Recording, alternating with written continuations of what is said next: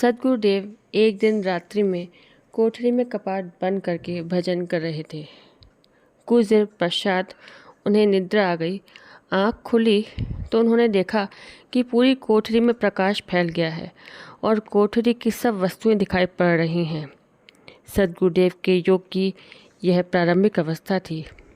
स्वामी जी को आश्चर्य होने लगा कि अंधेरी कोठरी में ये सब वस्तुएं कैसे दिखाई दे रही हैं। कुछ देर पश्चात वह प्रकाश बंद हो गया और सद्गुरुदेव भजन करने लग गए। योग की प्रथम भूमि में योगाभ्यासी को इसी दृश्य की प्राप्ति होती है।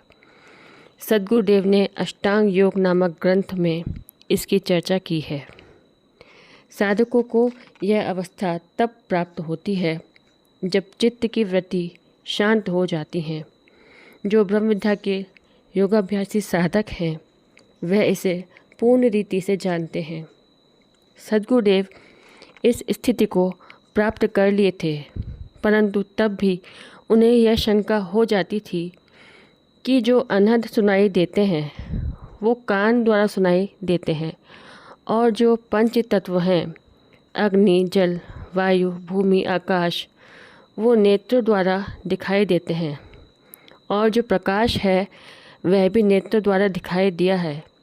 लेकिन वह जो सर्वशक्तिमान जगदीश्वर परमपिता परमेश्वर है वह चतुष्टय अंतःकरण मन, बुद्धि, वाणी आदि इंद्रियों से परे है। वह प्रभु चतुष्टय अंतःकरण में आ ही नहीं सकते हैं, अतः वह कैसे प्राप्त होंगे।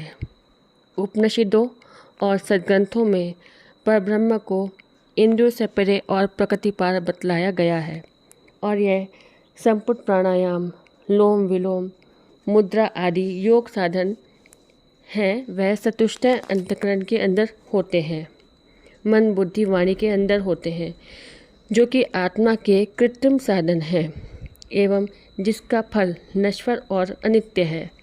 तो स्वामी जी यह चिंतन करते थे कि जो अचिंत्य अव्यक्त चिन्मय स्वरूप परब्रह्म है उनकी प्राप्ति कैसे होगी।